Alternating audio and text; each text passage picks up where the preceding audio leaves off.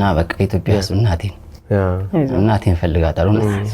ለኔ ደግሞ በጣም ድምጻዊ ነኝ፣ ሙዚቀኛ ነኝና የመጀመሪያ ስራዬን የሰራሁት ሲዳምኛ ነበርና ኦልሬዲ ሲዳምኛ የሰራሁት ዋናው ፐርፐዙ እሷ ደቡብ ላይ ነች ያለችው ተብሎ ስለሚታሰብ ሜቢ ካየችው ያው እንትን ትላለች ብዬ ስለማስብ፣ ምክንያቱም ንብረት ገብረአብና የዓለም ልጅ ነው የሚለው ክሊፕ ላይ ያው እዚሁ አዲስ አበባ ነበር የምንኖረው እስከ 1989 ዓመተ ምህረት ድረስ ከፋዘር ጋር አንድ ላይ በትዳር ትኖር ነበረ።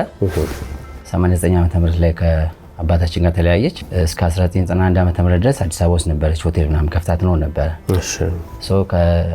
ከ91 ዓመተ ምህረት ጀምሮ ደግሞ ወደ ዲላ ሄደችና በየአመቱ እየመጣች ትጠይቀን ነበረ፣ ትደውልን ነበር፣ ትመጣ ነበርና ልክ 93 ዓመተ ምህረት መጨረሻ ላይ መጣ ነበረ። እህቴ ኦፕሬሽን ትደረግ ነበረ፣ ቃል ኪዳን ገብረአብ ትባላለችና የልብ ኦፕሬሽን ታደርግ ስለነበረ ስለዛ ጉዳይ ነገርናትና የመጣችው ሐምሌ 19 ላይ ሐምሌ ላይ ቆየችና በቃ መስከረም ላይ ተመልሼ እመጣለሁ ኦፕሬሽን ትደረግ ቃል ኪዳን ማለት ነው ብላ ሄደች። ከዛ በኋላ ግንኙነታችን ተቋረጠ። እንዳልኩ እስከ ዲላ ድረስ ሄጃለሁ። አይን አለም የምትባልም አብራት ጓደኛ ነበረቻትም ሴት አግኝቻታለሁ በስልክና እንደዚህ እናቴ ጠፍታብኝ ደወልኩልሽ ምናምን አልኳት። የሚገርም ነገር ንብረት ነው አለች። ሳልነግራት ስማ አዎ ምናምን አልኳት።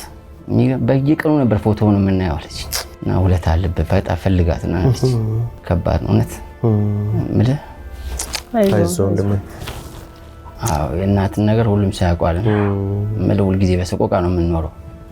እና በቃ ኢትዮጵያ ውስጥ እናቴን ፈልጋታለሁ። ለኔ ደግሞ በጣም እፈልጋታለሁ።